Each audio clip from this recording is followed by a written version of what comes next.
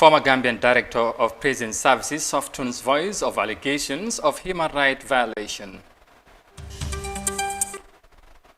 Ugandan authorities intensify efforts to tackle drug amid concerns over increased cases.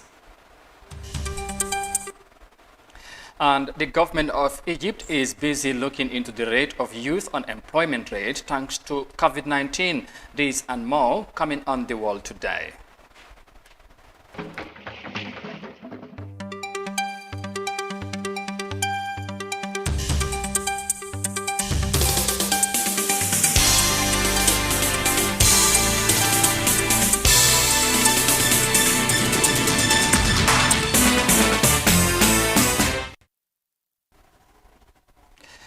This is Africa TV and you are watching the World Today News Bulletin. I am Amadou Kante. Many thanks for joining us, and now the news in detail. Now, the former Director General of the Gambia Prison Services continues his testimony before the Truth, Reconciliation and Reparation Commission on the human rights violations allegedly committed at the Mile 2 Central Prison. He faces allegations of several crimes by virtue of his management role in the country's prison service during the former regime. Aissatou Tamba has more details of that in this report. The former Director General of the Gambia Prison Service, David Colley, who denied all allegations of human rights violations committed under his leadership, testified before the Truth, Reconciliation and Reparations Commission that food served to inmates by his management was far better than the one served while he was in prison. After serving the prison service for nearly 40 years, David told the commission that he has never been told of poor diet being the cause of beriberi to inmates in the Mile 2 Central Prison. What I can say here is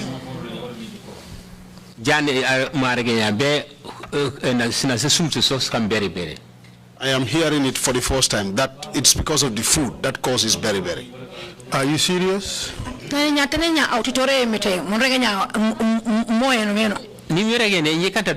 Like I said, I'm not a doctor. Fine. When the food is good, it's okay. If it is not good too, it is not okay. He mentions incidents of prisoners smuggling salt into their cells to consume excessively to become sick so that they have attention of the prison management. The prisoners were smuggling in salt into their cells, and that is what they use to poison themselves.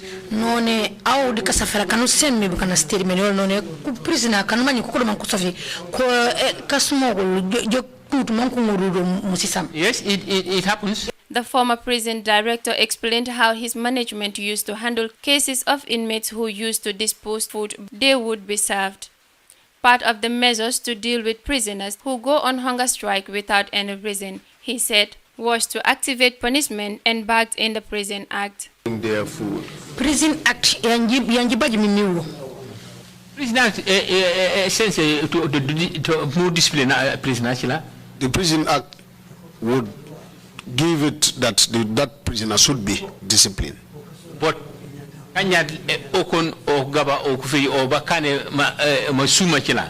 if it is 1, 2, or 3 prisoners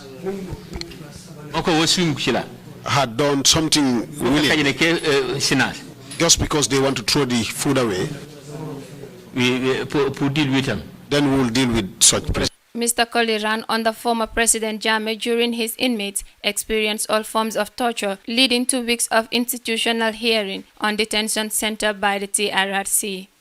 The former senior prison officer have his name repeatedly mentioned of gross human rights violations of inmates in what is better known as institutionalized tradition under his administration of the prisons. Reporting for iAfrican News, I am Aissatou Tamba. The former prisons director there of course, making his second appearance before the TRRC. Next to Egypt, where the impact of the COVID-19 pandemic has significantly increased youth unemployment in the country, mainly in the tourism, aviation, and entertainment industries. The government has been devising means to minimize job losses by providing financial support to institutions and companies to help keep their workers during this period.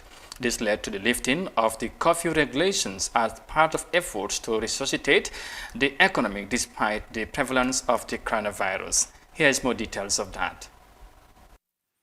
Youth unemployment rate in Egypt has increased from 7% to 9.2% since the outbreak of the coronavirus. That accounts for 2.6 million jobless people out of 28 million in the labor force. The most affected sectors are the tourism, aviation, restaurant business and entertainment services. The government has been working hard to minimize job losses due to COVID-19. The government has distributed monthly salaries to the 2 million jobless youth because their well-being is a priority. It's also provided huge incentives and financial aid to companies and factories to avoid bankruptcy, but on one condition: the companies that receive aid mustn't fire any of their employees. This has protected workers from losing their jobs. During the 4-month lockdown, Egyptian President Abdel Fattah al-Sisi gave an exception to huge infrastructure projects and allowed real estate companies to resume work. The aim is to ensure that all labor-intensive sectors would keep workers in employment. In late June, the government lifted all curfew restrictions and reopened the economy in spite of the rising cases of coronavirus. The state had taken on a big burden in the 4 months of lockdown, and it was impossible to keep the situation as it was.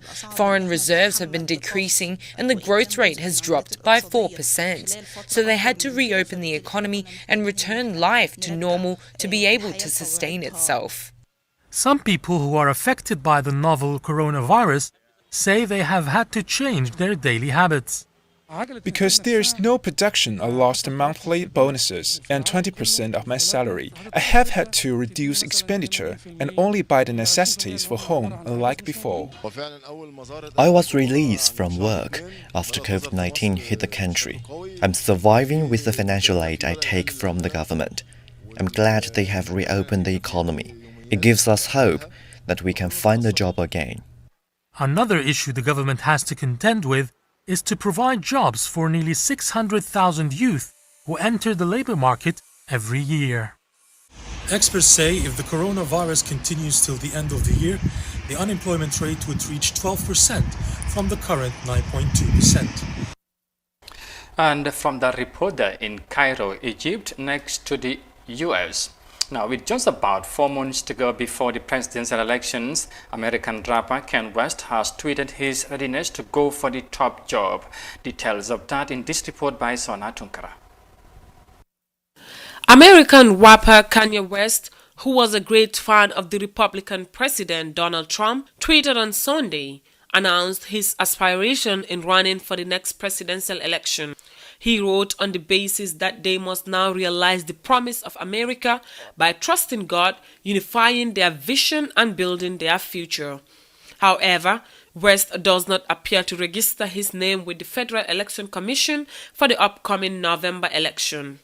In reaction to his announcement, New Yorkers are divided, with some describing the move as a crazy idea.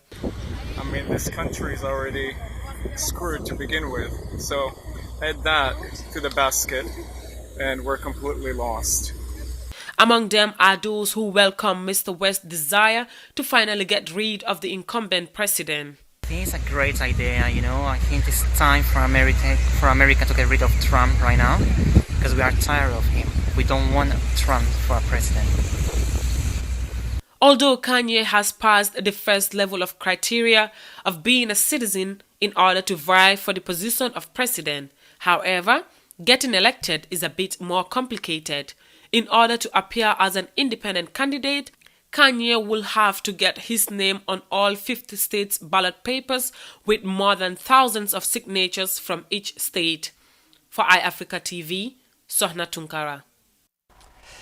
Interesting times ahead as Americans ready for, of course, are preparing or readying themselves for the upcoming presidential elections. Now, from that report, we will now take a break and come back shortly with the remaining update stories. Stay with us, we'll be right back.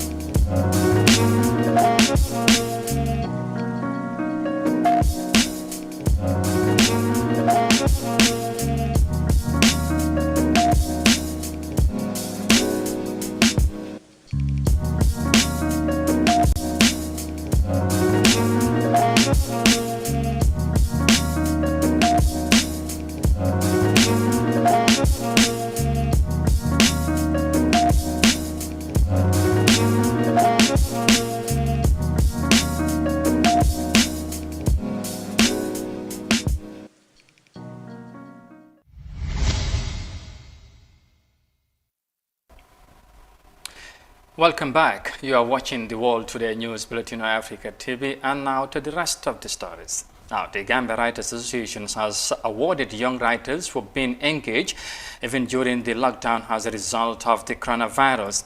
In collaboration with the National Center for Art and Culture, the passionate writers had their work graded for telling the stories of the current global situation of the COVID-19. Let's have more details of that in this report. The Gambia Writers Association, in collaboration with the National Center for Arts and Culture, on Friday awarded winners of the COVID-19 short story competition on the impacts of the virus. The event held in Banjul on Friday formed part of the association's objective in clearing brighter opportunities for young writers to ignite their talents and to take part in the keeping of a reliable historical account of the current global pandemic of the coronavirus. Competitors, who were all below the ages of 30, were mainly students from different tertiary institutions who have begun the everlasting journey in the field of writing.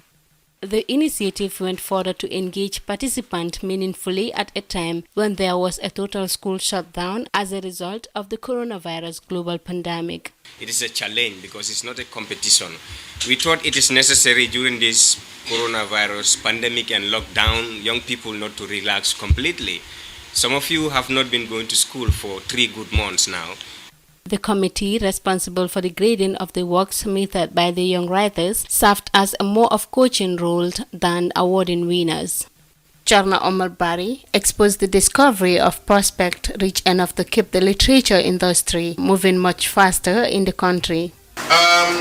Just to give you a hint, the judges actually, when they look through this, they needed to look to the plot and structure. This is technical, so what I need to share just for you to know. The plot and structure, they need to know what were the mechanics, the language, and the use of imaging that you put in. They needed to know what was the originality and the creativity of your work. And they needed to know also the setting and coherence vis-a-vis the author's perspective which is reflected in the story. Ismaila Sediba, a third-year bachelor student in English language at the University of the Gambia and author of Sins of a Father, had his work approved as a winner of the exceptional use of ideas and expression in modifying what the COVID-19 is all about. Nderi Sohna, who came second, is a teacher by training, currently pursuing her bachelor's in geography and environmental science at the University of the Gambia. Sehun Jilan, an online student at the University of the People in the United States in the fields of computer science, came third in the winning list. The work of Isa Imran was appreciated as the runner-up in the competition. And that report was filed in there by our Makalo. And next to Uganda, because drug abuse in the country is increasing, and despite efforts done by authorities to eliminate the menace, a drug is noticeably accessible in markets, while other drugs like cannabis are grown in the country, becoming a concern to health activists. Police have promised to intensify efforts to crack down on lawbreakers in a bid to control the situation. Here's more details of that in this report. Ismail Kwame Nkurunziza is a former drug addict. Kwame started abusing drugs in 2010 after his friends persuaded him. But after 4 months, his health started deteriorating, and that's when he got help from a rehabilitation center in Kampala. Kwame regrets his past actions. I would lose the ability to think clearly. I would get easily irritated. The world around me starts spinning. According to the 2019 Uganda police report, opioids and cannabis are the most abused drugs. The drugs can be easily accessed on the market, and cannabis is grown locally. Uganda Harm Reduction Network says the trend of smoking shisha is fashionable among Uganda's middle class and common at high-end pubs in the capital. If you look at people who inject in the country, we have close estimate to 50,000, those who are injecting. But then those who are like smokers of marijuana, who sniff other drugs, the numbers are bigger. So I think we may have close over to 1 million or 2. Activists attribute the rise in the problem to breakdown in families and peer influence. Sometimes you find that most of these drug users are homeless. Sometimes they leave because of either the family factors, that they could not be accommodated at home, they had to leave. You find that now to make the ends meet, they have to get into the drug for survive. The National Mental Hospital at Butabika says 40% of admissions are related to drug abuse. In 2016, Uganda introduced tough laws to curb the vice. Any person found in possession of narcotics pays a fine of $3,000 or faces a 10-year jail term. But campaigners say this isn't enough. Offenders need rehabilitation to help them reform. Ugandan police say they are cracking down on offenders. We have intensified operations there such that wherever we come across the growing of this narcotic plant, we have them destroyed. Local authorities say Uganda is a transit route for illicit drugs, mostly destined to South American countries. Last year, 2 Bolivian nationals were arrested with 200 pellets of cocaine. The 2019 report also indicates that 24 people were arrested trafficking 137 kilograms of heroin through the country's international airport. Authorities hope tightening security at the international airport will help stop the vice. From the report there in Kampala, Uganda, finally, we head to Botswana, where the recent deaths of hundreds of elephants in the country has left authorities worried of the situation as regards to the causes of the mortality. The country's wildlife department has urged the public to desist from going closer to the animals until when the causes are known. There has been no report of death since early part of July. Here's more details of that in this report. The elephants have died since the end of April, and reports began filtering through to the Department of Wildlife and National Parks since May. The authorities cautioned communities to avoid contact with the carcasses until the cause of death was determined. We have verified 275 carcasses of elephants in northern Botswana, the part that is just north of the Okavango Delta Panhandle. But despite that, 356 were reported so far. The verification process ensures that we actually coordinate and verify that indeed we are not repeating carcasses as we count the carcasses in the area. Veterinary experts spent some time in the area investigating the carcasses and the environment. Samples were taken and sent to local and foreign laboratories. We do not have any preliminary stages of what to do, but we have definitely made some significant, assessment here and there. Previously in the country, one of the main causes of elephant mortality has been a disease called anthrax. And at this stage, I can confirm that through the laboratory testing locally, we have ruled out anthrax as the cause. And we continue to await the results that are ongoing at different stages to further advance our diagnostic plan. While the carcasses have been identified, sampled and incinerated where necessary, their tusks have also been secured. Government officers on the ground has been busy ensuring that they remove tusks from carcasses and to keep them in safe custody so that they do not end up in illegal hands. They also continue to incinerate carcasses that are very close to human settlements and villages just to ensure good public health within the area. The good news is that no new elephant deaths have been recorded since early July, and authorities are now eagerly awaiting the test results. This will guide their next steps, ensuring that the cause is identified and quickly dealt with.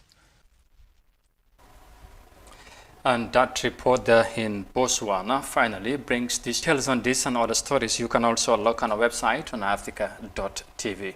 Once again, many thanks for the pleasure of your company. Stay safe, thanks for watching, and bye for now.